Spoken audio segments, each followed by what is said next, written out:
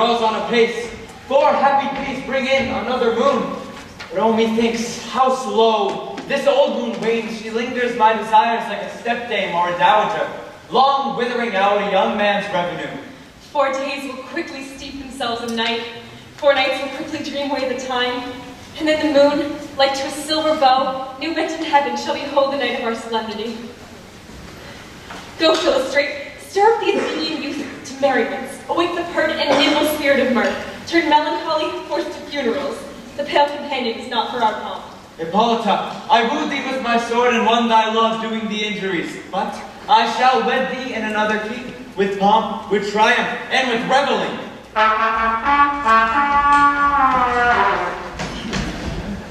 Oh, happy be Theseus, our renowned duke. Thanks, good Aegeus. What's the news with thee? Full of vexation come I, with complaint against my child, my daughter Hermia. Stand forth, Demetrius. My lord, this man hath consent to marry her. Stand forth, Lysander! And my gracious duke, this man hath bewitched the bosom of my child.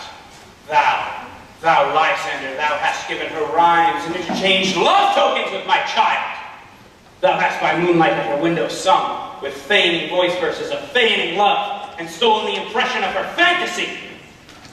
With bracelets of thy hair, rings, gauds, naps, conceits, trifles, nosegays, and messengers of strong prevailment in unhardened youth. With cunning hast thou filched my daughter's heart, and turned her obedience, which is due to me, to stubborn harshness. And my gracious duke, be it so she will not hear before your grace to consent to marry Demetrius. I beg the privilege of Athens, as she is mine, I may dispose of her, which shall either be to this gentleman or to her death, according to our law, immediately provided in that case.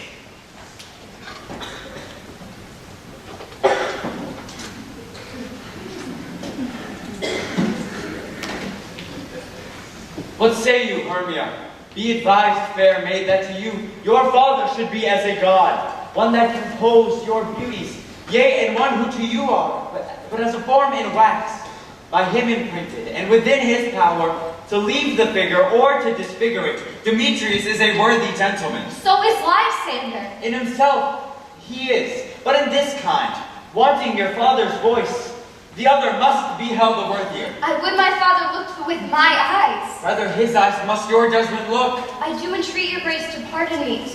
I know not by which power I am made bold, or how it may concern my modesty in such a presence here to plead my thoughts.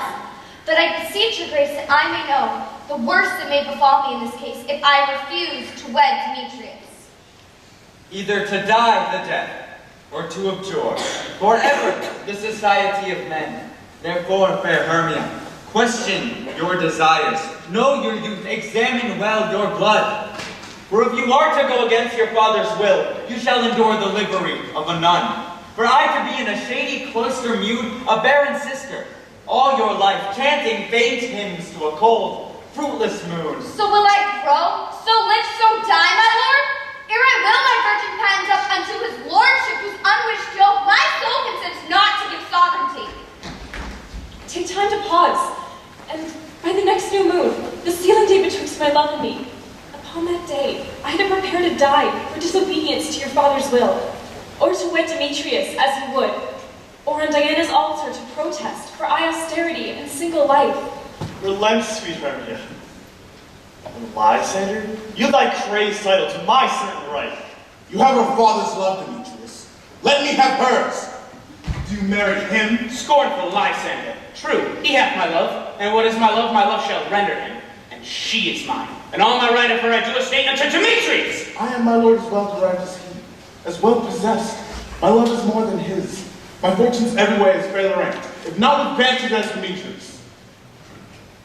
Demetrius, I'll avouch it to his head.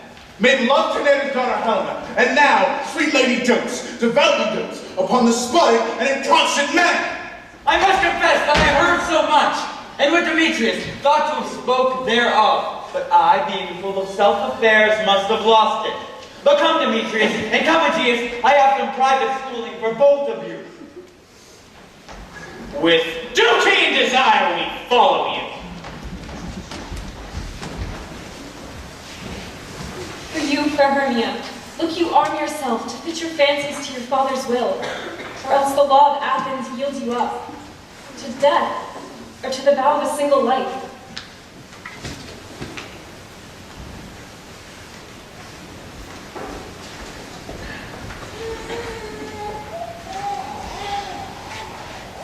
How now, Helen? Why is your cheek so pale? How chance the roses there fade so fast? He liked the want of rain which I could well. He teemed them from the tempest of my eyes.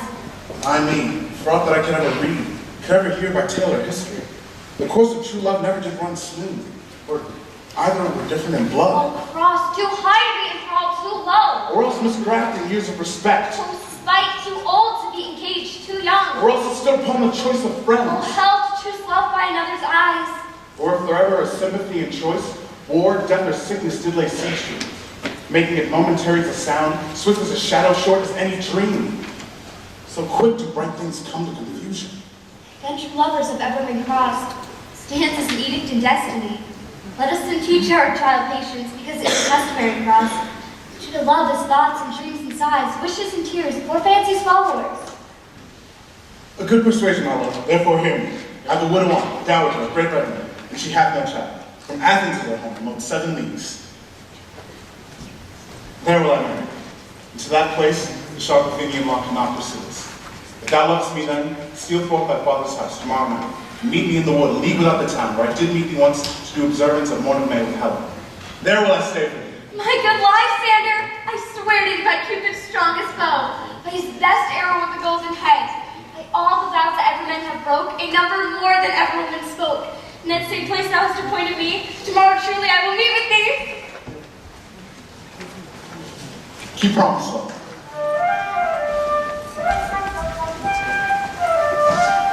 Look, here comes Helena. Godspeed, fair Helena. Whither away? Call you me fair? Oh, that fair again unsayed. Demetrius loves your fair, oh, happy fair. Your eyes are low stars, your tongue sweet air, more tunable than lark to shepherd's ear. When wheat is green, when hawthorn buds appear, sickness is catching. Oh, for favor so yours would I catch, fair Hermia, ere I go. My ear should catch your voice, my eye your eye. My tongue should catch your tongue's sweet melody. Would the world were mine, Demetrius being baited, the rest I'd give translated. Oh, teach me how you look and with what art you sway the motions of Demetrius' heart. I frown upon him, yet he loves me still. Oh, that your frowns could teach my smile such skill. I give him curses, yet he gives me love. Oh, that my prayers could such affection move. The more I hate, the more he follows me. The more I love him, the more he hateth me. His folly, Helena, is no fault of mine. None but your beauty, for that fault were mine. Take comfort, he no more shall see my face. Lysander and myself shall fly this place. Before the time I did Lysander see, seemed Athens as a paradise to me. Well, then what graces in my love do dwell? He has turned heaven into a hell. Helen, to your minds we will unfold. Tomorrow night when Phoebe doth behold the silver visage and watery glass, decking with pearl on the bladed grass. What time the lover's flux doth conceal, to Athens gates we have devised to steal. In the wood where often you and I, on faint primrose beds were wont to lie, emptying our bosoms of their counsel sweet, here my Lysander and myself shall meet. But thence from Athens turn away our eyes, seek new friends in stranger companies. Farewell, sweet playfellow. Pray thou for us. Good luck, pray through thy Demetrius. Helen. Adieu. As you on he, Demetrius stone on you.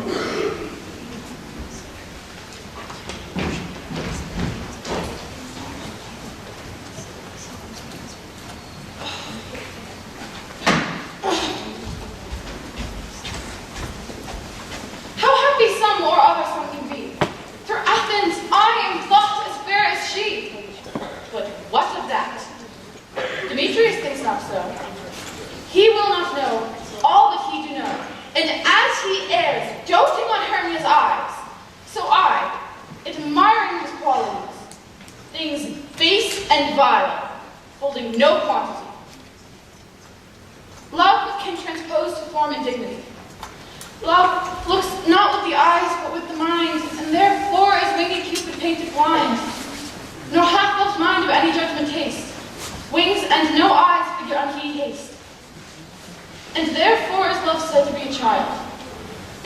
trust and choice he is so oft forgot.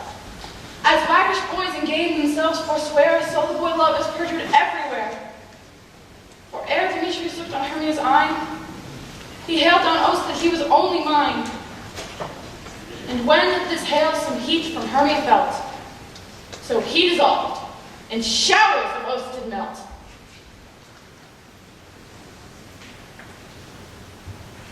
I will go tell him of fair Hermia's flight. Then to the wood he will tomorrow night pursue her. And for this intelligence, if I have thanks at his dear expense, that ere mean I to enrich my pain, to have a sight thither, and back again.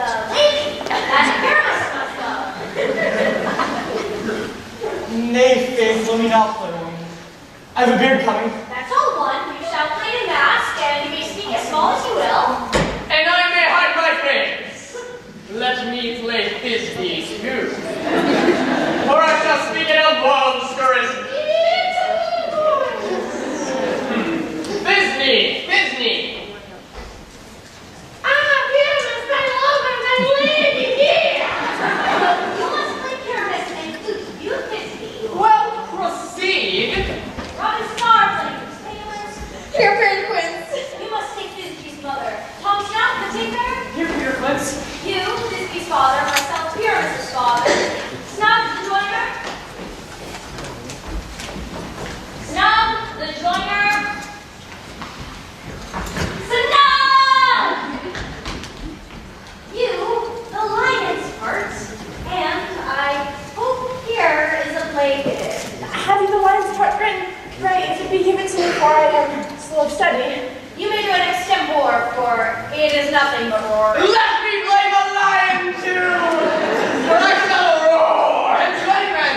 wanted to hear me, I shall roar to let the Duke sing. Let him roar again. Let him roar again.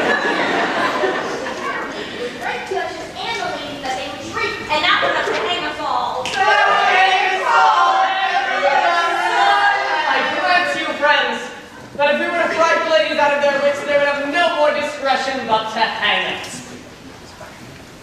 But I shall aggravate my voice to rock you as gently as any sucking dog to rock you as it were any Like nightingale. for Pyramus, for Pyramus is a sweet-faced man, a proper man, as one shall see in a summer's day, a most lovely gentleman London.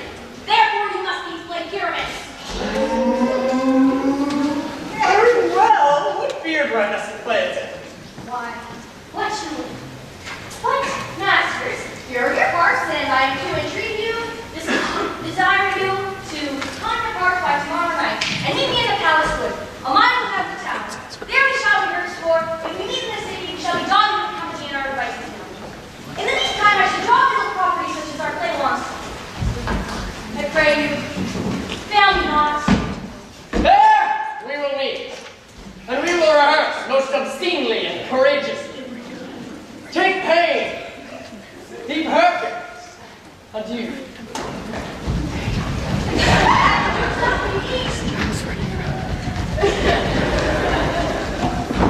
Enough! Hold or cut bow strings.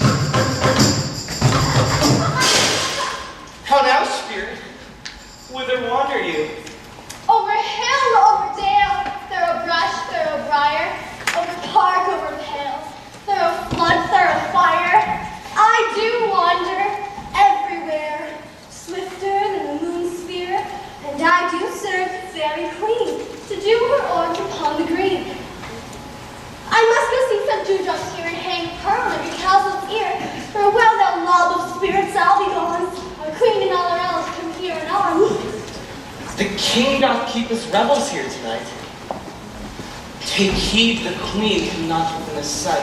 For Oberon is passing fell in wrath, and because she is their attendant hath a lovely boy stolen from the king. Never actually had so sweet a changeling. The jealous Oberon would have his child. Neither was trained to trace the forest wild. She perforce reports a lovely boy. Crowns with flowers and makes them all their joy. But now they never meet.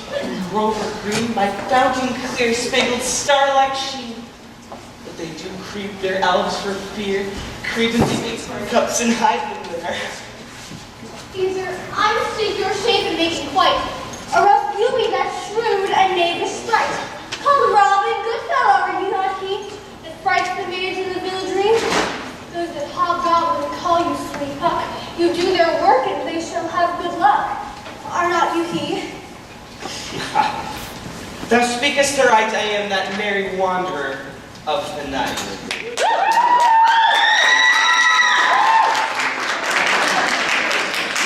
Just to Oberon and make him smile when I have fountain beat fed horse beguiled, neighing in likeness of a filly foal. Sometimes their guile and gossip's full. In very likeness of a roasted crab, and against her lips I bob on her withered dewlap pour the ale. But the wisest God telling the saddest tale.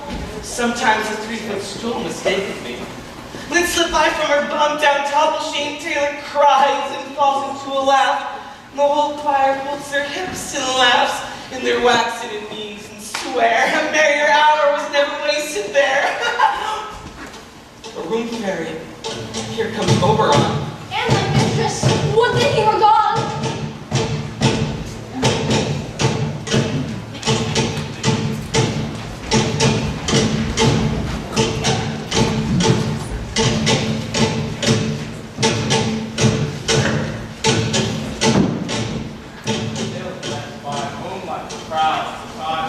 What? Jealous, Oberon? Fairies skip hence. I have forsworn his bed and company. Fairy! Rash wanton, and not I thy lord. Then I must be thy lady. But I know, when thou hast stolen away from fairyland, in the shape of Corin sat all day, playing on pipes of corn and versing love to amorous Phillida. Why art thou here? Come from the farthest step of India, but that forsooth the bouncing Amazon, your buskin mistress and warrior love, to Theseus must be wedded. And you come to give their bed joy and prosperity? How couldst thou thus shame to tongue? Glance at my treasure for Helena, from I know thy love, Theseus. Couldst thou not read him for the luring knight from Perugina, whom he ravished? And then him with their eagle raven's name to Ariadne, Exio! These are the forgeries of jealousy. And never, since the middle summer spring, met we on hill and dale, forest or mead, by cave and fountain or by rushy brook. But when thy brawls thou hast disturbed our sport, therefore the winds, piping to us in vain as in revenge, have sucked up from the sea contagious fogs, which falling in the land have every pelted river made so proud that they have overborne their continents. No knight is now with him or power blessed. Therefore the queen, the governess of flood, hail in her anger, washes all the air that combative seasons do abound. And throughout this distemperature we see the seasons alter. The spring, the summer, child of autumn, angry winter, change their wonted liveries. The maize world by their increase now knows not which is which. And this same progeny of evils comes from our fate, from our dissension. We are their parents and originals!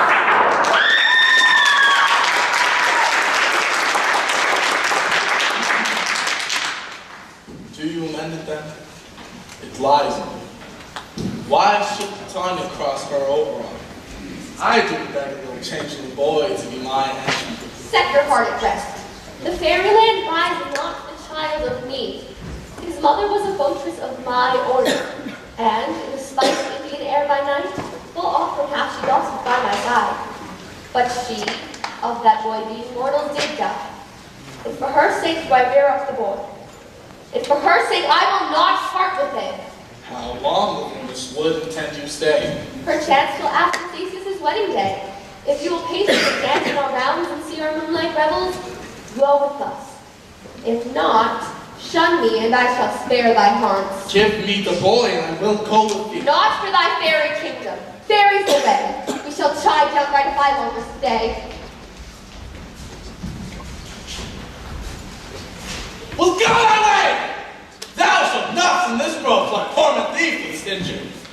My gentle Puck, come hither. Puck, come hither. Puck! Come hither!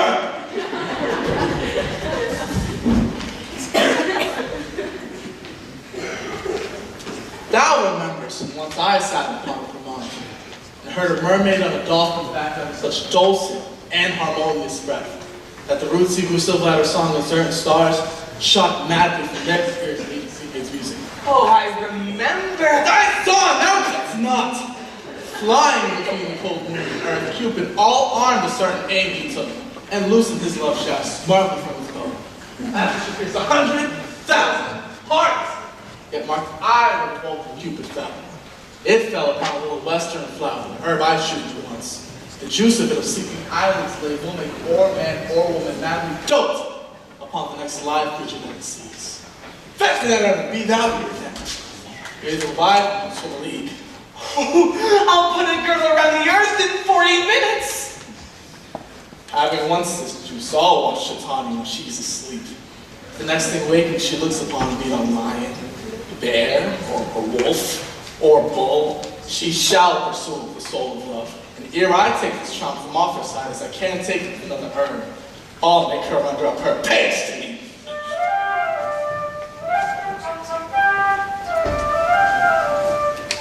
But who comes here?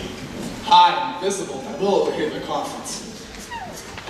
I love thee not, therefore pursue me not. Where is Lysander and fair Hermia? The one I'll slay, and the other slays me. Thou toldst me they went to this wood, and here I am woven into this wood, because I cannot find my Hermia. Hence, get thee gone, and follow me no more. You draw me, you hard heart adamant, yet you draw not iron, for my heart is as true as steel. Leave you your power to draw, and I shall have no power to follow you. Do I entice you? Do I speak you fair? Or rather go out in the plainest truth, tell you I do not know, I cannot love you. And for that do I love thee more. I am your spaniel, and Demetrius, the more you beat me, the more I shall fawn on you. Spurn me, strike me, neglect me, lose me. Only give me leave, unworthy as I am to follow you. What a worse place can I beg your love in a place of high esteem with me, than to be used as you use your dog? Not too much the spirit of my hatred, for I am sick when I look upon thee. And I am sick when I look not on you. You do impeach your modesty too much. To leave the city and commit yourself in the hands of one who loves you not. And to trust the opportunity of night in the ill counsel of a desert place with a rich worth of your virginity. Your virtue is my privilege, for that is not night when I see your face.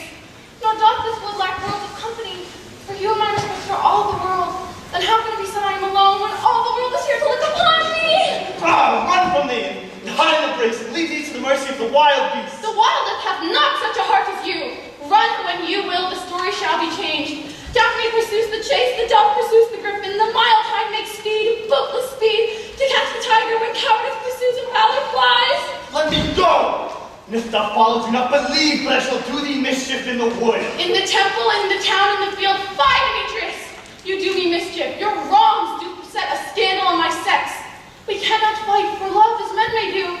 We were wooed and were not made to woo. I'll follow thee and make the heaven of hell to die upon the hand that I love so well.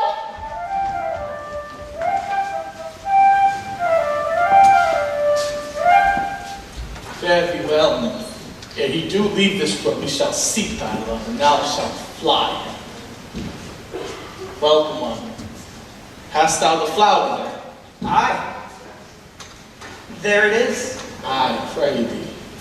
Give it to me. Nope.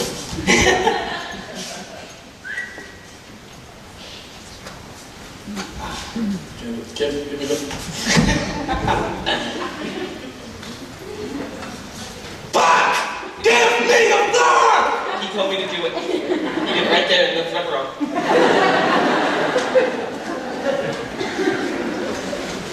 I know a place where the wild thyme blows, oxlips and nodding violet grows.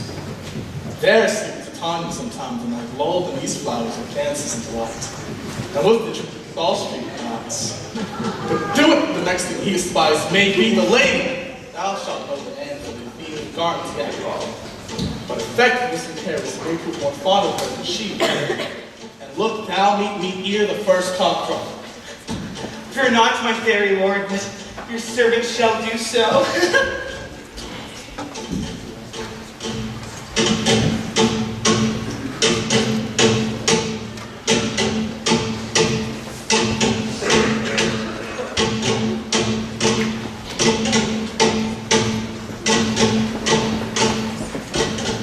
Come now, a roundel and a fairy song. Sing me now asleep, then to your offices, and let me rest.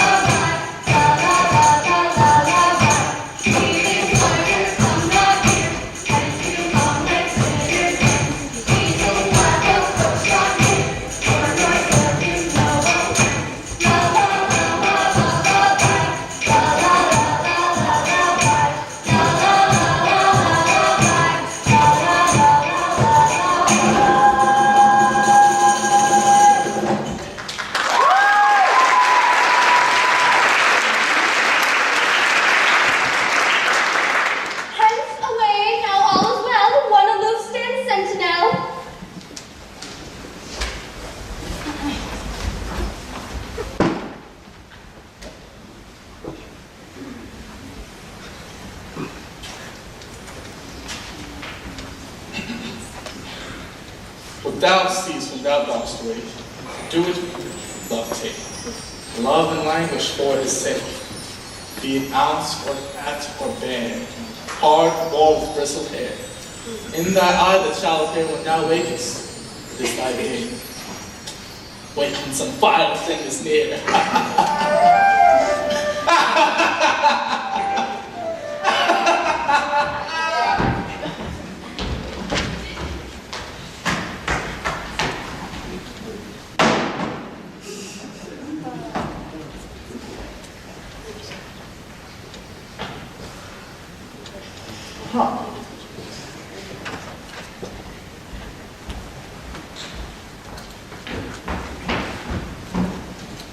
Excuse me, sir.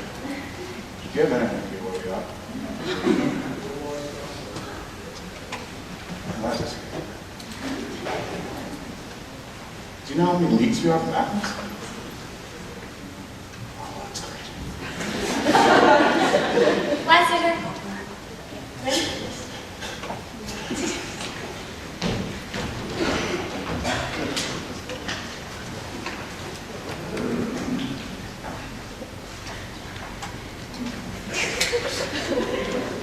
Farewell! You seem faithful to wandering in the world, and to speak truth,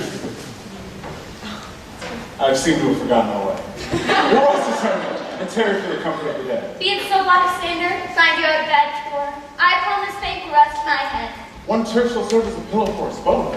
One bed, two bosoms, and one trough. Nay, good Lysander, for my sake, my dear, lie further off yet, do not lie so near. Take the sweet sense of my innocence.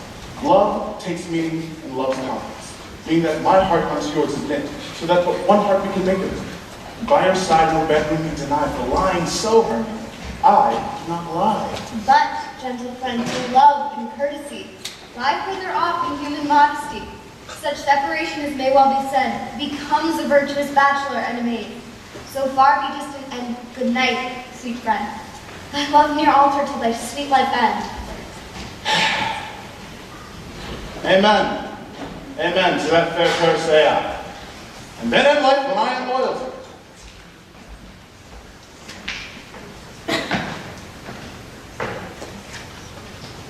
Here is my bed.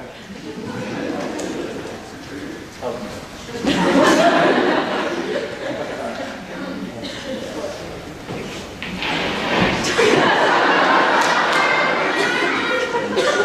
Sleep. Give thee all his rest. Have that wit with which his eyes be pressed. To the forests have I gone, but Athenian found I none, on whose eyes I might approve this flower's force and stern love. I mean, can you believe that, Mr. Espinosa?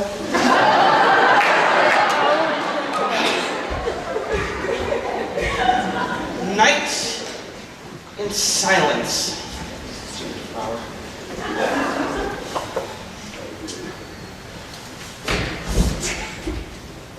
Who is here? Weeds of Athens he doth wear. This is he, my master said, and despise the Athenian maid. Pretty soul! She durst not lie near this black love, this kill courtesy. Churl, upon thy eyes I throw all the power this charm not go. When thou wakest, let's love forbidden, sleep his seat on thy eyelid. So, awake when I am gone, for I must now to Oberon. Stay, though thou killed me, sweet Demetrius. I charge thee, hence do not haunt me thus. Oh, wilt thou, darling, leave me? Do not so. I alone will go. Stay on thy peril. Oh, I am out of breath in this fond chase. The more my prayers, the lesser is my grace. Happy is Hermia wheresoever she lies, for she hath blessed and attractive eyes. How came her eyes so bright? Not with salt tears. If so, my eyes are oftener washed than hers. No, I am ugly as a bear, for beasts that meet me run away in fear. Therefore no marvel Demetrius do thus, and fly my Christmas.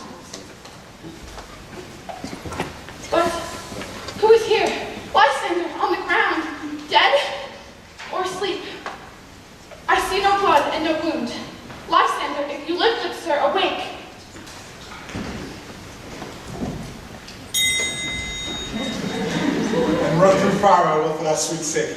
Transparent Helena, nature shows up. And through thy bosom, I may see thy heart. Oh, where is Demetrius? Oh, how bitter words that vile name could perish on my sword. Do not say so, Lysander, say not so. What though he loved your Hermia, Lord? What though? Yet Hermia still loves him. Then be content. Content with Hermia? No, I do repent the tedious minutes I have with her spent. Not Hermia, but Helena I loved. Would not change a raven for a dove. The will of man is by his reason swayed, and reason says you are the worthier maid. Wherefore was I to this king mockery born? When at your hands did I deserve this scorn? Is it not enough? Is it not enough, young man, that I never know nor never can deserve a sweet look from Demetrius' eye? But you must flout my insufficiency? Good troth, you do me wrong, good sooth you do, in such disdainful manner for me to woo. But fare ye well. For forth I must confess, I thought you a lord of true gentleness. Oh, that a lady of one man refused should by another therefore be abused.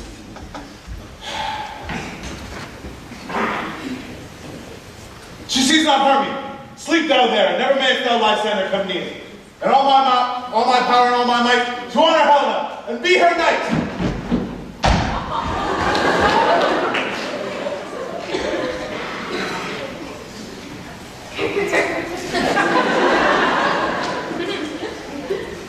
Help me, Lysander, help me. Do thy best. Put this crawling serpent from my breast. I made for pity. What a dream was here. Lysander, look how I do quake with fear. Methought a serpent ate my heart away, and you sat smiling at his cruel prey. Lysander? What, remove? Lysander? Lord? Without a hearing, gone, no sound, no word? Alack, where are you? Speak, and if you're here, speak of all loves. I swoon almost with fear. No? Then I'll perceive you well not now.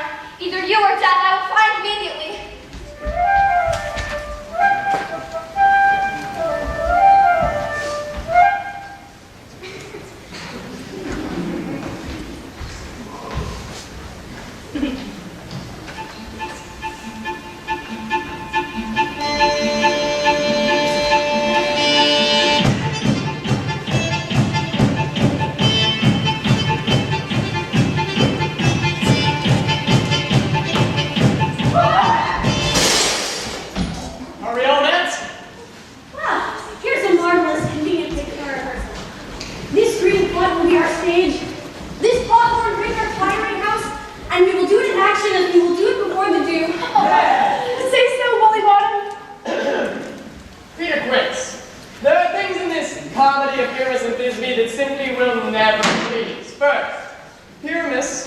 must draw a sword to kill himself, which the ladies simply cannot abide. How answer you to this? Squire Larkin of Parliament Sphere. I think we must leave the killing out in all this time. Not a whit. I have a device to make all well. Write me a prologue. And let the prologue seem to say that we shall do no harm with our swords and that Pyramus is not killed. For the more better assurance, tell them that I, Pyramus, am not Pyramus, but Bottom the Weaver. Oh. This will put them out of fear. Well, we shall have such a prologue. Okay. Will the ladies be feared of the lion? I fear it, I promise. Masters, you ought to consider yourselves bringing in. God shield us! A lion amongst ladies is the most dreadful thing. For there is no more fearful of wild foal than your lion living. Therefore not a prologue to tell that he is not a lion? Name. You must name his name, and have his face must be seen through the lion's neck. And he himself must say, or to the same effect, ladies, or fair ladies, I would request you, or I would entreat you, or I would wish you, not to fear, not to tremble. My life is for yours. If you think I come hither as a lion, take for pity on my life. For I am a man, just as other men are, and therein you take plainly that he is none but joiner. Well, shall be so. But there's two hard things. That is, to bring moonlight into the chamber for, Pyramus and Thisbe need by moonlight, Doth the moon shine? That night we play our play? A calendar! A calendar! Look at the almanac! Find out moonshine! Find out moonshine! Yes, it does shine that night. Then we may leave a casement open in the great hall where we play our play, and moonlight may shine in the casement. Aye, or else let us come in with a bush of thorns and a landlord, and say he comes to disfigure or else present the person of moonshine. Then there's another thing. We must have a wall in the great chamber for, you know, the story says Pyramus and Thisbe did talk through the chink of a wall. You never forget a wall. What? Some man or other must present wall! And let him have some gnomes, some rough cats, and some plaster of him to signify. Whoa! And let him hold his fingers thus, and through that cranny, Pyramus and Thisbe.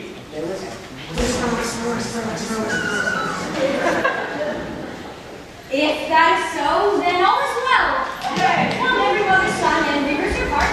Pyramus, you begin when you have spoken that speech. Enter into that break-in, so everyone according to his cue. What hempen homespun shall be swaggering here so near to the cradle of the fairy queen? What's a plague toward? An auditor I'll be, perhaps, or an actor if I see cause. Pyramus, you begin. Thisbe, stand for. Thisbe, thy flowers of odious savor sweet. Odors. Odors, savor sweet. So hath thy breath, my dear, but heart, a voice. Stay thou but here a while, and by I will to thee appear.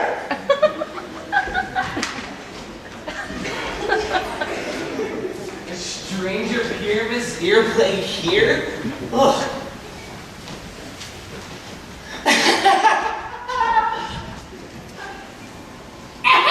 Must I speak now? Aye, narrate, must you, for you must understand he goes but to hear a noise that he heard, and is to come again.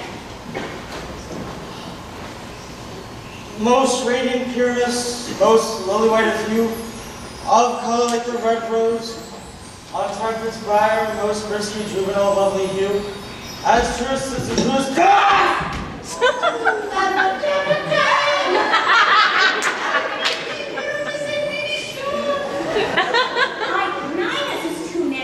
You must not say that yet, that you say to Pyramus. You speak all your part at once, cues and all.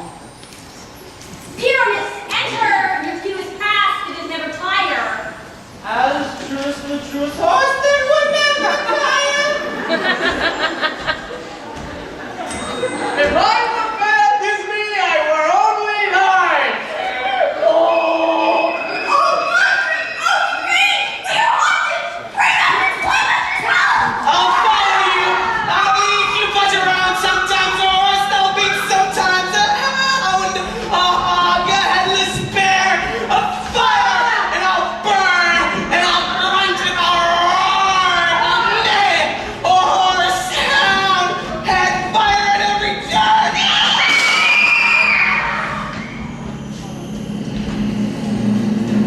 Why do they run away? This is a knavery of them to make me appear.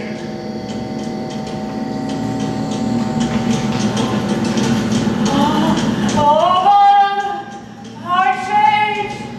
What do I see on me? What do you see? You see an asset of your own.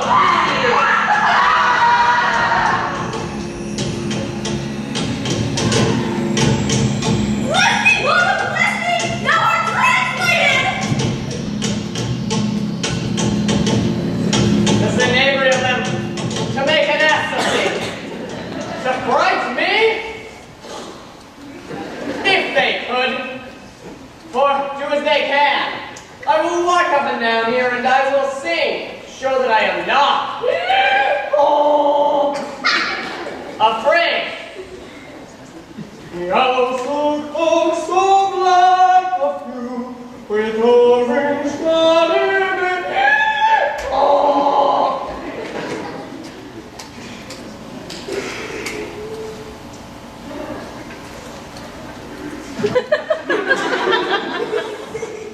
The throstle with his look so true, ran with little quip. Oh.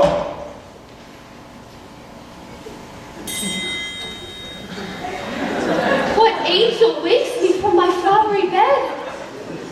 Princess Sparrow and Donna played some Google Gray. Oh, whose note full many a man doth mark, and dare not answer nay. For why? Who would give their wit to such a bird? Who would give such a bird a lie? This bird who cried, cuckoo never so. I pray thee, gentle mortal, sing again. Mine ear is much enamored of thy note, so is mine eye enthralled to thy shape, and thy fair virtues force perforce doth move me, in the first view to say, to swear, I love thee. Methinks, mistress, you should have little reason for that. Oh. Then again, reason and love share little company together nowadays. Thou art as wise as thou art beautiful. Not so neither, but if I had enough wit to get out of this wood, I'd have enough to serve my own turn. Out of this wood do not desire to go. Thou shalt remain here, whether thou wilt or no. I am the spirit of no common rate. The summer still doth tend upon my state, and I do love thee, therefore go with me.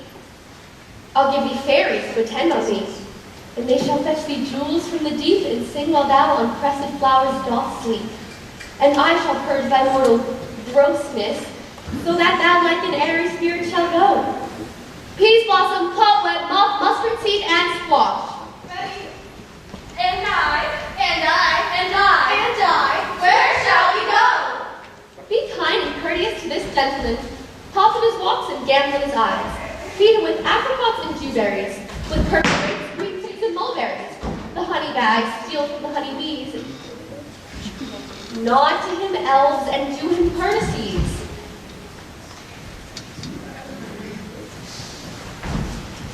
Hail, mortal. Hail. Hail. Hail. Hail. I cry your worship's mercy heartily. I beseech your worship's name. Good Master Cobweb, I shall desire you a more acquaintance if I cut my finger, I shall make bold with you. And your name, honest gentleman? Peas blossom. Good Master Peas Blossom, commend me to your mother, Mr. Squash, and your father, Master Peascod. I shall desire you a more acquaintance as well, good Master Peas Blossom. And your name, I beseech you, honest gentleman. Mustard seed. And you? Moth. Good Master Mustard Seed, good Master Moth, I know your patience well. For that same coward-like Hawksby path devoured many a gentleman of your house. I pray you, your kindred, have made my eyes water ere now. I shall desire you more acquaintance as well, good Master Mustard Seed, good Master Moth. Come, lead him to my bower. The moon, methinks, looks with a watery eye, and when she weeps, weeps every little flower, lamenting some enforced chastity. Tie up my love's tongue, bring him silently.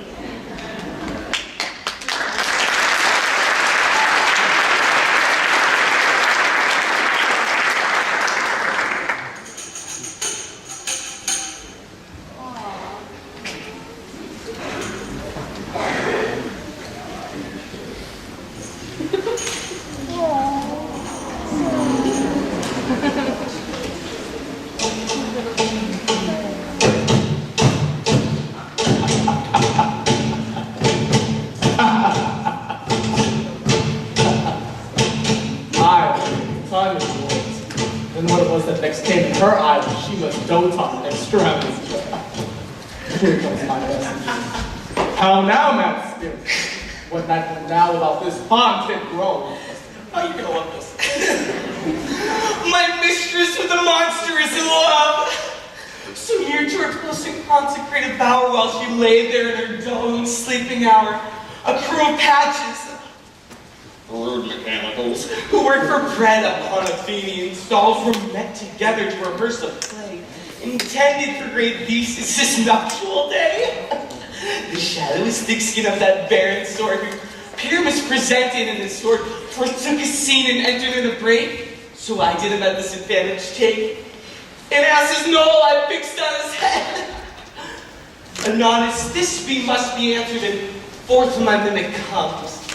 When they him spy, sever themselves and madly sweep the side, so at his sight away his fellows fly. So I led them on in this distracted fear, and left sweet fear mistranslated there. So when time came to pass, to tell you straight, we went and loved an ass!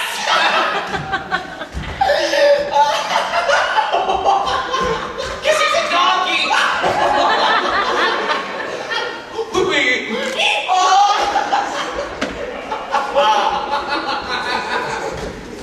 This calls out better than I can devise. But hast thou yet latched the Athenian's eyes with voluptuous as I did bid thee do? Oh, I took him sleeping. That is finished tune with the Athenian woman by his side, so when he wakes, of course she must be I.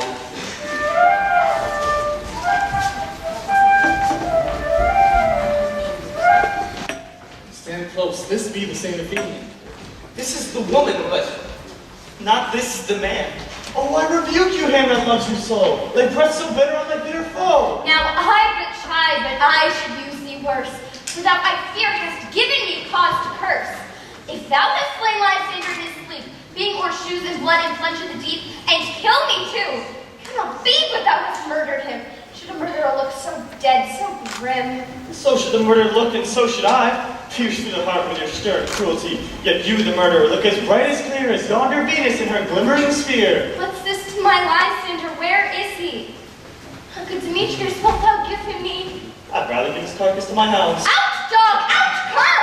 Thou hast driven me past the bounds of maiden's patience. Hast thou slain him then? Henceforth be never numbered among men. Oh, once tell true, even for my sake. Durst thou have looked upon him being awake? And hast thou killed him sleeping? Oh, brave touch, could not a worm, an adder do so much? An adder did it, who a doubler tongue than thine, thou serpent, never adder stung. You spend your passion on a misprized mood, for I am not guilty of Lysander's blood, nor is he dead for aught that I can tell. I pray thee then tell me that he is well. And if I could, what should I give thee? Oh! A privilege never to see me more, and from thy hated presence part I so. See me no more, whether he be dead or no. Oh, there's no following her in this fierce vein, for here for a while I will remain. So sorrow's heaviness doth heavier grow, in debt the bank of sleep doth sorrow owe. And now some slight measure it will pay, for here I will make some stay. Oh. What hast thou done? Thou hast mistaken quite my love's on some true love sight. A thine misvision must perforce into some true love turn, and never false turn true. Then fate your rules, one man holding truth. A million fail, confounding oath on oath. About to it, go swiftly in the wind. Hell of apples wilt thou find. All fancy sick she is pale cheer. Sighs of love that caught the fresh breath here. By some illusion, thou brings her here. I'll charm his eyes against she too appear. I go, look how I go. Swifter than an arrow from the turret's bow.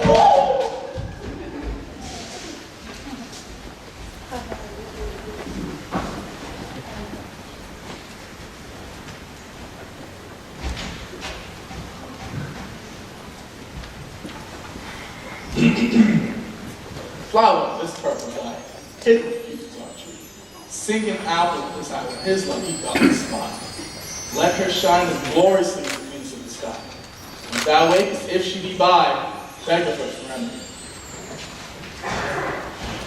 Oh, captain of our fairy band, Helena is here by hand, and the youth mistook by me, pleading for a lover's fee. Shall we their fond pageant see? Lord, what fools these mortals be. Stand aside, pup. The noise they make will cause Demetrius to awaken. When two at once rule one, that needs be sport alone. These things do best please me that befall preposterously.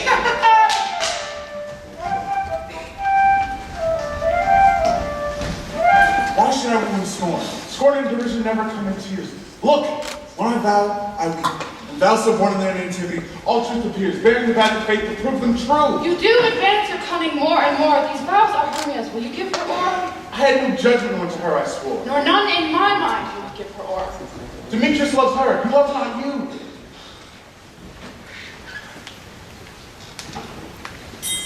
Oh, Helena, goddess nymph, perfect divine, to what shall I compare thine eye? Crystal is muddy. Oh, how ripe and show thy lips, those kissing cherries tempting grow. That pure congealed high white total snow, famed with the eastern wind to turn it grow. Oh, let me kiss the princess of pure. Oh, spite! Oh, hell, I see you are bent to set against me for your merriment. If you were civil and knew courtesy, you would not do me thus injury. Can you not hate me as I know you do, but must join in souls to mock me too? If you are men, as men you are in show, you would not use a gentle lady so, to vow and swear and super praise my parts, when I know that you hate me with all of your hearts. You both are rivals, and love Hermia, and now both rivals to mock Helena. A trim exploit, a manly enterprise, conjure tears in a poor man's eyes. With your derision, none of noble court would so offend a virgin and extort a poor soul's patience, all to make your strong men. Demetrius, you're unkind. Be not so. You love Hermia. This you know I know. And all goodwill and all my heart. And Hermia's love I can move you upon my part. And Helena's love to bequeath to me, whom I do love, and will do to my death. Never did mockers waste more idle breath. Lies in you. Keep thy Hermia. If e'er I loved her, all that love is gone. My heart to her was as a guest wise sojourn. It's home to Helena and their return. Helena, it is not so. Sparish not the faith thou dost not know. Thou shalt abide it. Ah, look yonder, here comes thy dear. Thou art by mine eye, Lysander, found my ear. I think it brought me to thy sound. But why unkindly dost thou leave me so? Why should we stay? Whom doth love press to go? What love could press Lysander from my side? Lysander's love, that led him by. Fair Helena, who mourned gallows night, with her fiery O's and eyes of light. Why seekest thou me? Could not thou know that hate I bear thee made me leave thee so? You speak not as you think, it cannot be. Lo, she is of this confederacy. Now I perceive they have conjoined all three to fashion this false sport in spite of me. Injurious Hermia, most ungrateful maid, have you conspired?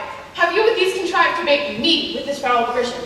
Is all the counsel we two have shared, the sisters' vows, the hours we have spent, when we have tried the hasty-footed time for parting us, it was all forgot. All school days, friendship, childhood, innocence, we, Hermia, like two artificial gods, have with our needles both created one flower. Both sitting on one sampler, both on one cushion, both warbling one song, both in one key. As if our hands, our sides, voices, and minds have been in portraits. And will you rent our Asian love asunder to join in men in scorning your old friend? 'Tis not friendly, 'tis not maidenly, our sex as well as I may come. Though I alone can feel the injury. I'm amazed at your passionate words. I scorn you not, it seems that you scorn me. Have you not set Lysander as in scorn to follow me and praise my eyes and face? And set your other love, Demetrius, who but now did spurn me with his looks. Mine, fair, precious, celestial. Wherefore speaks he this to her who he hates? And wherefore doth Lysander deny the love so rich within his heart? And tender me forsooth, but by your setting on, by your consent.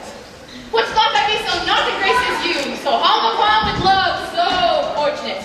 But miserable most to love unloved, this you should pity rather than despise. I understand not what you mean by I do for sever sad counterfeit looks. Make mouths at me when I turn my back, wink at each other. This sweet jest love, this sport well carried shall be chronicled. If you had any pity, grace, or manners, you would not make me such an argument. But fare ye well, 'tis partly mine own fault, which death or absence shall soon remedy. Helena, in my excuse, my love, my life, my soul. Fair Helena. Oh, excellent. We cannot scorn her so. She cannot entreat, I can compel. Thou canst compel no more than she can entreat. But we threats have no more strength than her prayers. Helena, I love you, but my life I do. I swear that by which I am willing to lose for thee, to prove him false, that says I love thee not. I say nothing more than he can do. Let him draw and prove it too. Quit, come. Lysander, where contends all this? Hang out, thou green fool! No, he'll seem to break loose. Take on as your fall, but yet come not. You are a sandman, go! Hang on, thou cat, thou bird, Let loose before I shake thee from me like a serpent. Why are you grown so rude when change is a sweet love? Dialogue! I'm telling you, I hate you, kid. Listen. Demetrius, oh, keep my word with me. I would have had your bond, for I perceive a weak bond holds you. I'll trust not your word. What should I do? Strike her? Hurt her? Kill her? Although I hate her, I shall not harm her so. Can you do me greater harm than hate? Hate me, wherefore, oh me, what news, my love? Am not I, Hermia? Are not you, Lysander? I'm as fair now as I was erewhile. Since night you loved me, yet since night you left me. Why then you left me, oh the gods forbid, in earnest shall I say? I mean, and never did I desire to see thee more. So beyond a hope, a question of death, 'tis no jest that I do hate thee and love Helena. Oh me, gentler, you came and blossom! You thief of love! What have you done? Don't let my love's heart from it! Fine, thy face! Have you no modesty, no maiden shame, no touch? A bashfulness what? Will you tear impatient answers from my gentle tongue? Fine, fine, Donovan, you puppet, you! Puppet? Why so? That way goes the game. Now I perceive that she hath made compare between our statures. She hath urged her height with her personage, her tall personage. Her height pursuit prevailed with him. Are you grown so high in his esteem because I am so dwarfish and so low? How low am I, thou painted maple? Speak! How low am I? I am not yet so low, but that my nail reach into thine eye! I pray you, though you want me, gentlemen, let her not hurt me. I have no gift of truthfulness, I am a right made for my cowardice. You perhaps may think that because she is something lower than myself, that I may match her. Lower! Hark again! You will not be so bitter of me. I ever more did love you, Hermia, and ever keep your counsels. Save that, into love unto Demetrius, I told him of your stealth upon this wood. He followed you. For love, I followed him. But he hath tied me hence, and threatened to spurn me, strike me, nay, kill me too. And now you will let me quiet go. To Athens I bear my folly back, and follow you no further. Let me go. You see how simple and how fond I am. Why get you gone? Who is it that hinders you? A foolish heart that I leave here behind. What with Lysander? With Demetrius! Be not afraid, Helena. She shall not harm thee. No, sir, she shall not. You shall take her part. Oh, when she is angry, she is keen and shrewd. She was a vixen when we went to school, and although she be but little, she is fierce. Little again, nothing but low and little. Why will you suffer her to flout me thus? We come to her. Get you gone, you dwarf, you minimus, you hindering not grass maid, you bee, acorn! You are too officious in her behalf that scorns your services. Speak not of Hermia, for if thou dost intend to never so little show of love to her, thou shalt abide it. Now she holds me not. Follow if thou darest to prove thy right of thine or mine in heaven. Follow? Nay, I'll go with thee cheek by jolt. You, mistress, all this coil is long of you. Nay, go not back. I will not trust you. I will no longer say your cursed company. Your hands are quicker than mine in fray. My legs are longer, though, to run away. I'm amazed to know not what to say.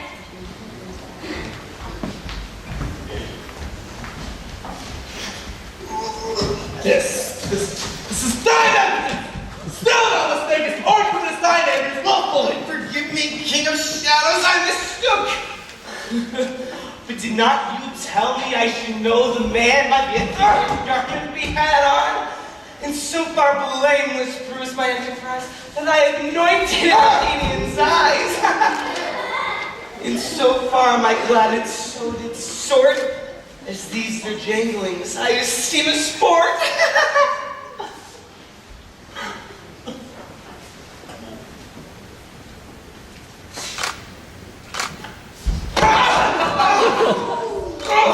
Now stays these lovers seeking place to fight. High therefore, Robin, overcast and the drooping fog as glass dash one, and lead these testy rivals so astray as one could not this way. Like to Lysander, sometimes play that tongue, the Demetrius of the bitter on. And sometimes he rails out like Demetrius, from each other look down, lead them thus, till over their brows deaf counter for these people, leaden legs and batty legs off the creek.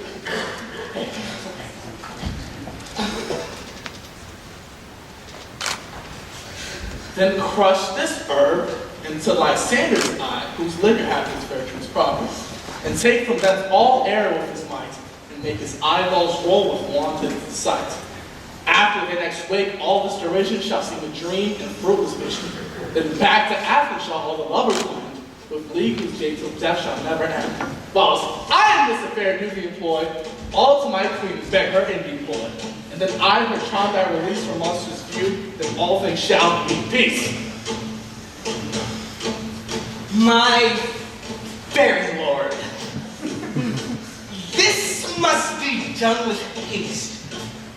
The night swift dragons cut the clouds full fast, and yonder shines Aurora's harbinger. We are spirits of another sort. I am the ones that have off made sport. Gently standing next, make no delay. We may affect this business yet irritate.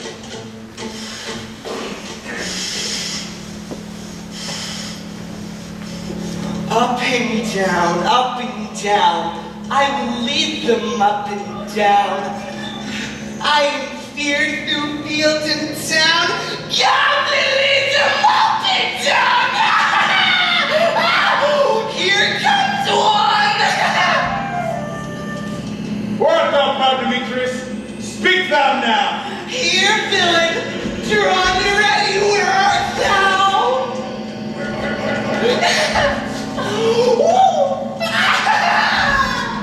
I will be with thee straight. Follow my voice then. Speak again. Don't run away, thou coward. Art thou fled? Speak! In some bush where dost thou hide thy head? Thou coward, art thou bragging to the stars? Down in the bushes did thou lookest the roars when wilt not come? Come, recreant, come, thou child, I will whip thee with your eyes defiled. That draws his sword on thee. Yea, art thou there? Follow my voice, will try no manhood here. He goes before me, and yet he still dares me on. I come where he calls, and then he is gone. The villain is far lighter healed than I. I follow fast, but faster he doth fly. As fallen am I in dark and even way. Here we'll rest.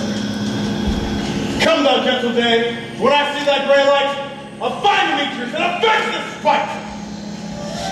Oh! Why comest thou not?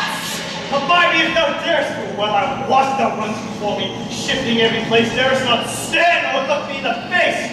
Where art thou now? Come hither, I am here. Nay, thou mockest me then, if ever I thy face by daylight see. Now, go thy way, fate is constrained me. Measure out my length on this cold bed. My days approach, look to be visited. O weary night, O long and tedious night, fade thy hour, shine thy comforts from the east, that I may back to Athens by daylight, from these that my poor company detest, and sleep, that sometimes shuts up sorrow's eye. Steal me a while, for mine own company. Yet but three, come one more to both kinds make up one. Here she comes, cursed and sad. Cupid is a knavish lad that makes poor females mad. Never so weary, never so in woe, bedabbled with the dew and torn with briars. Can no further crawl, no further go. My legs can keep no pace with my desires. Here will I rest until the break of day. Heavens, shield Lysander if they mean a friend.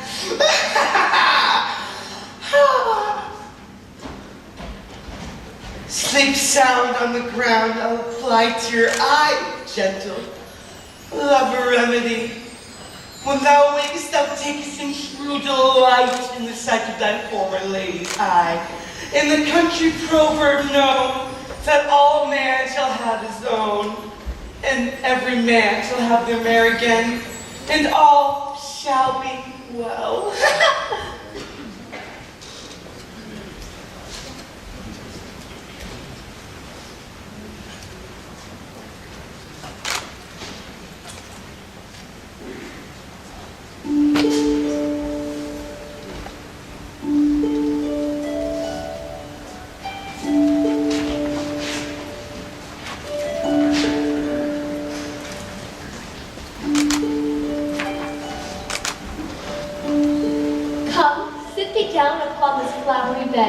While I thy amiable cheeks do coy, and stick musk roses in that sleek, smooth head, and kiss thy fair, large ears, my gentle joy. Where is Peas Blossom? Scratch my head, Peas Blossom. Where is Monsieur Cobweb? Monsieur Cobweb, good Monsieur. Kill me a red bumblebee on the top of the biscuit. Oh. And good Monsieur, bring me the honey. Oh, do not pep yourself too much in the action, good Monsieur.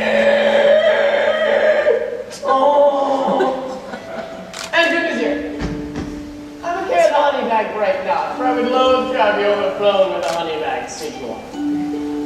Where is Monsieur Mustard Seed? Give me your ink, Monsieur Mustard Seed. I pray you leave your courtesy. Nothing. Simply to help cavalry cobweb scratch. I must to the barber's, for methinks I am marvelous hairy about the face, and when my hair does but tickle me, I must scratch, being such a tender ass as I am. Wilt thou desire to hear some music, my sweet love? I have a reasonably good ear in music. Let us have the tongues and the bones. Or say, sweet love, what thou desirest to eat? I could munch a peck of provender, could munch your good dry oats. Yet, methinks I desire us for a bottle of hay! Oh! Good hay, sweet hay, I'm no fellow. I have a venturous fairy who shall sweep the squirrel's horn and fetch thee new nuts. Not so neither, I prefer a handful or two of dried peas, yet I pray you, let your people not stir me, for I have an exposition of sleep come upon me. Sleep thou, and I shall wind thee in my arms. Fairies be gone, and be always away. Oh, how I love thee, how I dote on thee.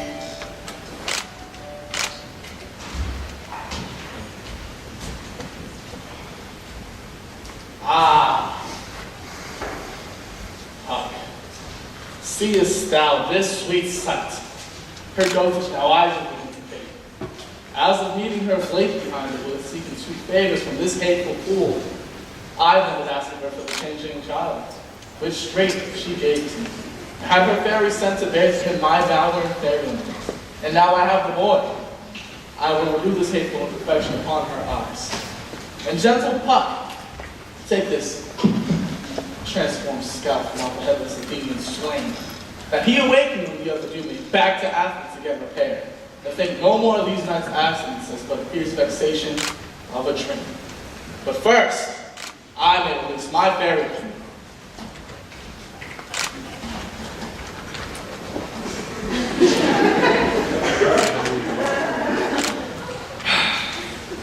Be as thou wast wont to be. See as thou wast wont to see. Die and blood of Cupid's flower have such force and blessed power. Now, awaken my sweet queen. My Oberon! What visions have I seen? Methought I was enamored of an ass. There lies your love. How came these things to pass? Oh, how mine eyes do loathe his visage now. Silence, woman. Puck! Take this head from off. And now, when thou awakest, with thine own fool's eyes peep. Evil!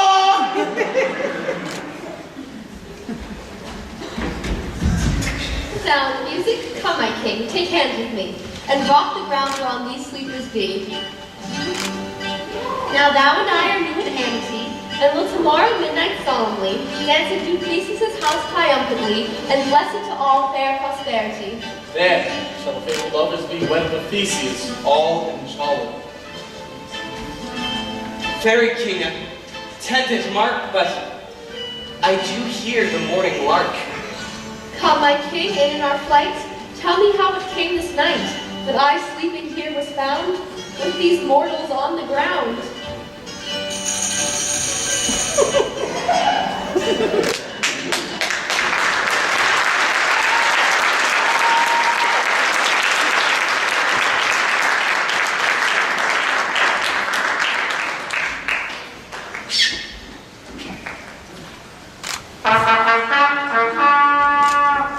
Go fill a string, find out the forester, for now our observations have been performed, and since we still have the wavelet of the day, my love shall hear the music of my hounds.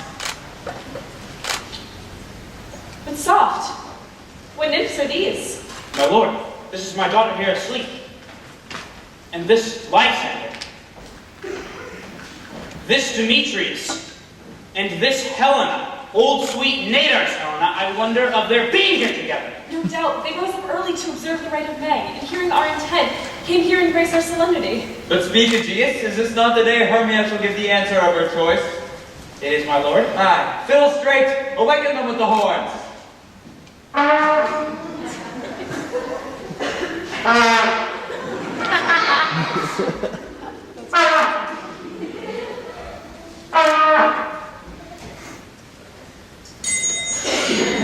Good morrow, friends. Say Valentine is past. Begin these wood birds but a couple now? Pardon, my lord. I pray, stand up. How comes this gentle concord in the world where hatred is so far from jealousy? Sleep I hate and fear no enemy. My lord, I shall reply amazingly, half asleep, half waking. But yet as I speak, I cannot truly say how I came here. For surely what I think, but for truly what I speak, I came here with Hermia in heaven, so that we may both be free of Athens. Enough, enough, my lord, enough. You've had enough. I beg the law upon his head. They would have stolen away from us, Demetrius. They would have, thereby to have defeated you and me. You of your wife and me of my consent, and to my consent that she should be your wife. My lord, fair Helen told me their stealth and have hidden their purpose until this wood, and I in fury followed them, and fancying Helen followed me. And I do not know by what power, but by some power indeed, my love to Hermia is as melted as the snow. And it seems to me now as a remembrance of an idol god in which my childhood I did dote upon. But now, all the faith, the object, the virtue, the pleasure of my life is only to Helena.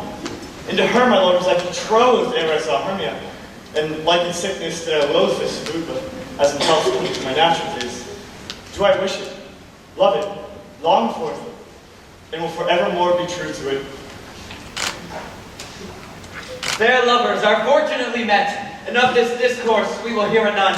And Aegeus, I shall overbear your will, for in the temple by and by with us, these couples shall eternally be knit. Why? Wait till it happens. 3 and 3, we'll hold a feast of great solemnity. No!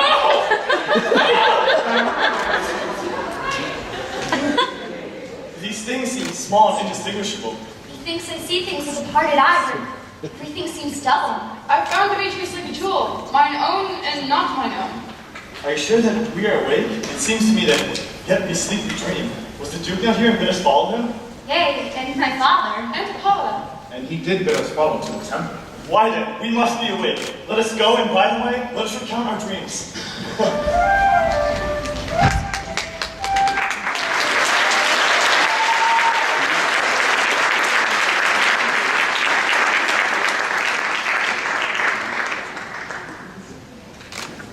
When my pupils call me, my next is most fair, pure love. Hi-ho! Peter Quince, flutes the bellows mender, snouts the tinker, starling, God's my life been stolen hence and left me asleep. I had most rare vision, I had a dream. Ask the wicked man to say what dream it was, for man is but an ass. We go about to expound this dream. Methought there was no man to tell what, Methought I was, and methought I had, but man is but a patched fool if he will offer to explain what methought I had. Man's ear hath not seen, man's eye hath not heard, man's hands are not able to taste, his tongue to conceive, nor heart to report what my dream was. I shall have Peter Quince write a ballad of this dream. He shall call it Bottom's Dream. It hath no parts of it. I shall sing it in the latter I never played before the Duke. Pre-adventure! To make it more gracious, I shall sing it at her death!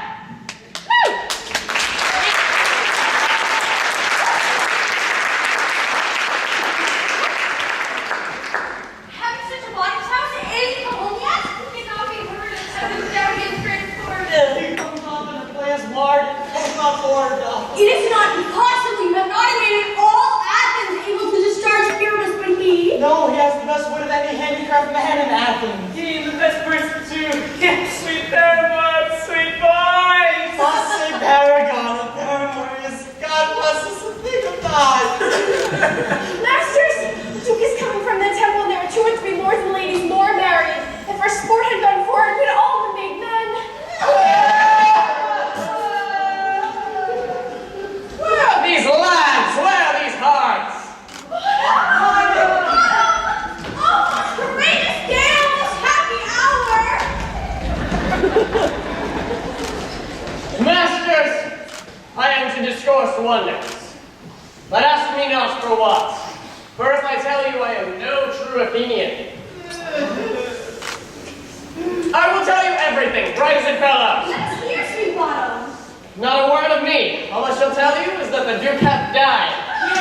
Get good strings to your beards, new ribbons to your pumps. Meet presently at the palace, and every man look o'er his part. For the short and the long is, a play is preferred. In any case, let this be clean linen. Let you place the lion's part, not pare his nails, for they shall hang from the lion's claw. And, dearest actors, eat no onions nor garlic, for we are to utter sweet breath. And I do not doubt but to hear them say it will be a sweet comedy. No more words. Away. Go away.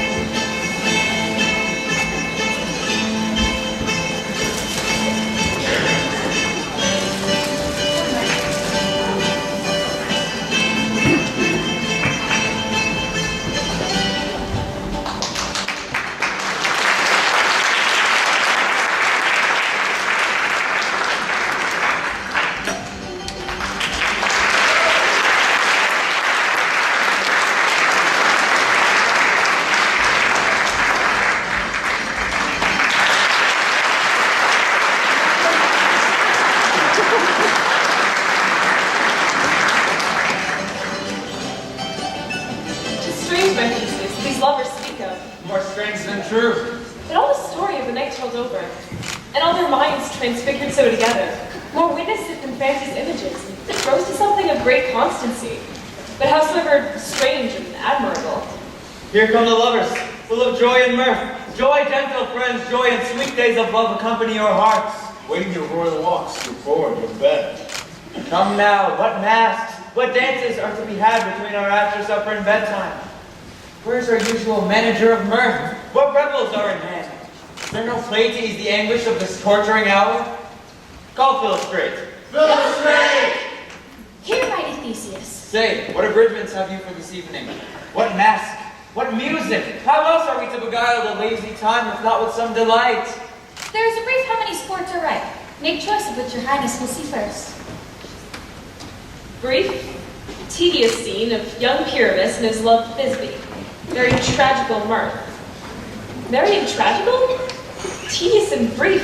That is, the hot ice and wondrous strange snow. How shall we find the concord of this discord? A play there is, my lord, some 10 words long, which is as brief as I have known a play. But by 10 words, my lord, it is too long. Which makes it tedious, for in all the play, there is not one word apt, not one player fitted. And tragical, my noble lord, it is. For Pyramus, therein doth kill himself. Which when I saw rehearsed, I must confess, made mine eyes water, the more merry tears, the passion of my laughter never shed. What are they that do play it? Hard-handed men that work in Athens here, never labored in their minds till now. And have now toiled their unrelenting memories in this same play against your nuptial. And we shall hear it. No! My noble lord, it is not for you. I have heard it over, and it is nothing in the world. Unless you can find sport in their intents, extremely stretched and con for cool pain to do you service. We shall hear this play, for nothing can go amiss when simplicity and duty tender. Go now, bring them in and take your places all. Oh my god.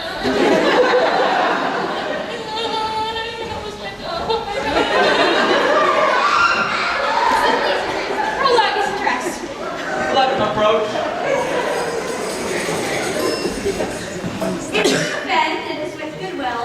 Then you should think we come not to offend, but with goodwill. To show our simple skill, then is the true beginning of our end.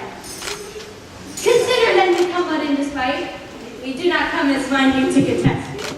Our true intent is all for your right. We are not. Then you should hear contest you.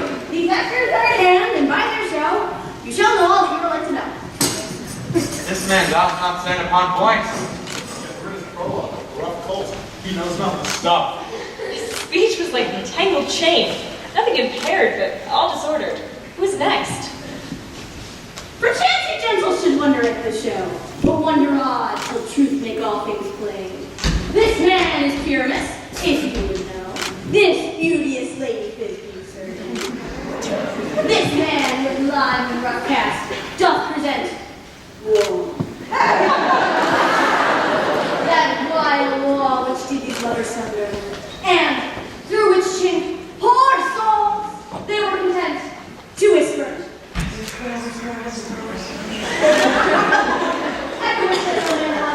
This man, with lanthorn, dog, and bush of thorn, presenteth moonshine, for did these lovers be no scorn, to meet at Nisus' tomb, there to woo. This grisly beast,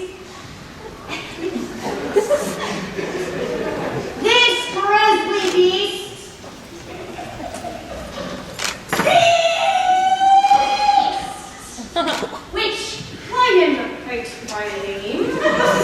The trusty Thisbe coming first by night did scare away, rather, did affright.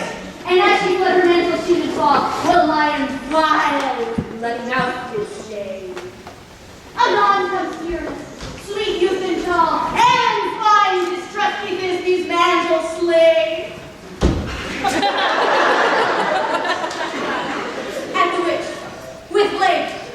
with bloody, blameful blade, he bravely broached his boiling, bloody breast. And this tearing mulberry shade, he staggered drew and died. For all the rest, let lion, moonshine, wall, and lovers twain, and large discourse with the bigger again. I wonder if the lion beats to speak. Aye, my lord. One lion may when many asses do.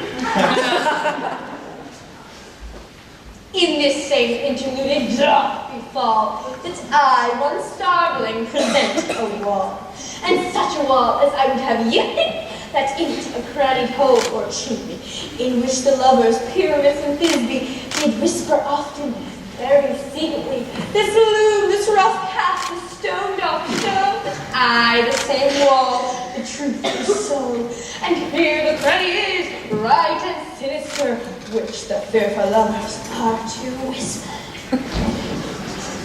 It is the wittiest partition that ever I heard discourse, my lord. But Pyramus draws near the wall, silence. Oh, grim! O night, with hue so black. O night, whichever day is young. O night, alack, alack, alack! And fear my Thisbe's promise is forgot. And thou wall, O sweet and lovely wall, thou standst between her father's round and mine. And thou wall, O sweet and lovely wall, show me thy cheek to live through with mine eye. Thanks, courteous wall, so shield thee for this.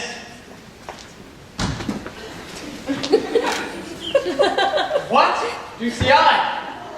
No Thisbe do I see. O wicked wall, for whom I see no bliss, cursed be thy stones for thus deceiving me. Longing these being sensible should curse again. No, in truth, my dear, he should not. For deceiving me is Thisbe's cue. And she is to enter now. And I am to spy her through the chink. It will all fall out as I told you. There she comes.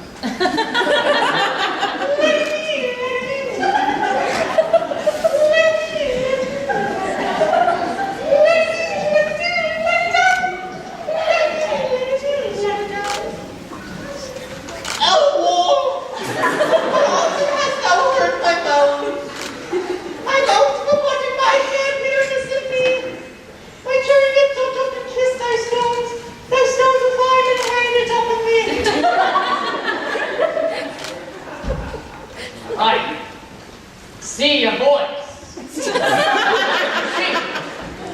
Thisbe! I can hear my Thisbe's face! Thisbe! I love the heart, my loving Thisbe! Think what thou wilt, I am thy lover's race, and like Leander I am trusty still. And I like Helen to the finish kill. The shepherd is never uncle to us so true. The shepherd is the brokers I true. Oh, Thisbe, through the hole in this vile wall. I wish the walls hold out your lips at all. Wilt thou please to meet me straight away? Time my friend, that they come without delay. And walls are discharged so, and I, being the swab, away doth go. This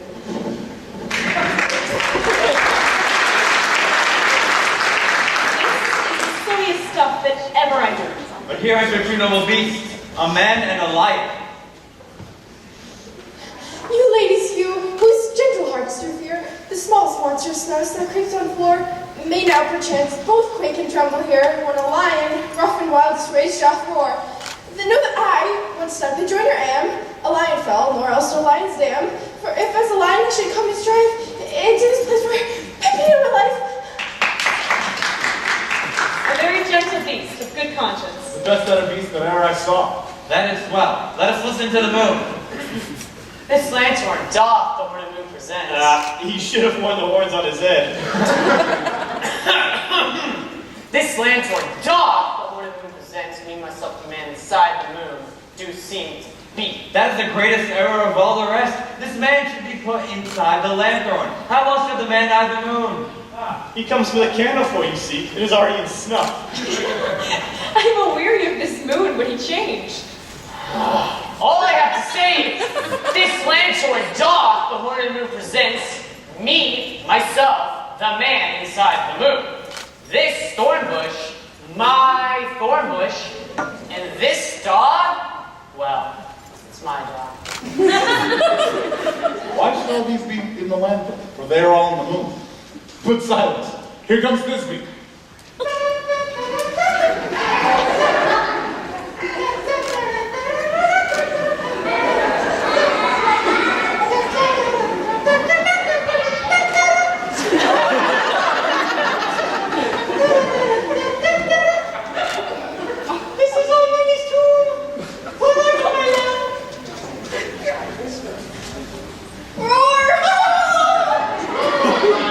Well run, Thisbe.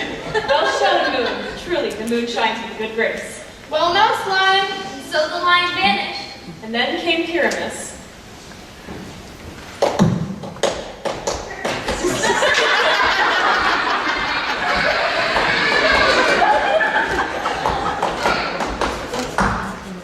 I thank thee, moon, for thy sunny beam. I thank shines the moon, was shining now so bright. For by thy gracious golden glittering gleams, I trust to take of truest Thisbe sights. Most might, but mark, poor knight, what dreadful dole is this? Aye, do you see? How can this be? Oh, dainty Jacko dear! Thy mental good, but stand with blues. Abroad ye galleys fell, oh fates come down, the thread, trot, quell, trot, concede, and quell. This passion and the death of a dear friend would go near to make a man look sad. Sure, my heart, but I pity the man. Oh, wherefore nature didst thou lions frame? Where lion vile hath deflowered my dear, who is, nay, who was the fairest dame who ever lived, loud, light, light, with tears. No tears confound, outsawed and wound, the pact of pureness.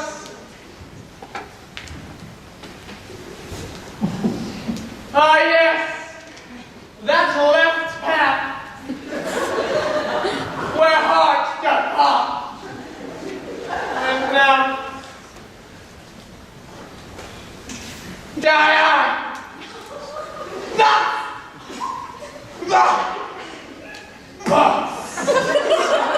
Now, I am dead. No, I am fled. My soul is in the sky. Some lose thy life. Take thy flight. And now, die I! Die! Die! Die! Die! Die!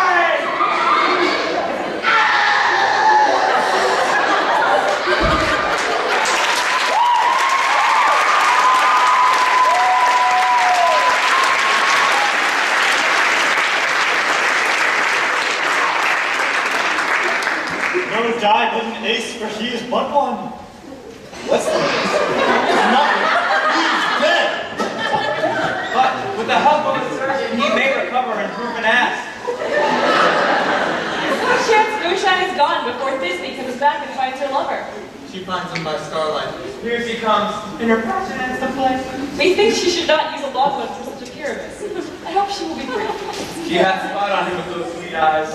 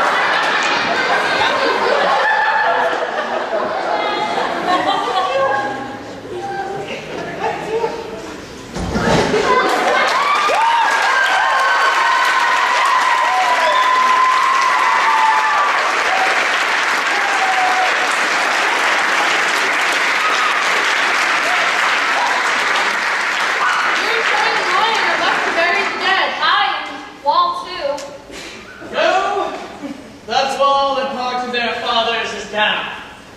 Now, would you like to hear an epilogue or something? No epilogue. Great, for your play needs no excuse. Never excuse, for when all of the players are dead, there needs none to be blamed.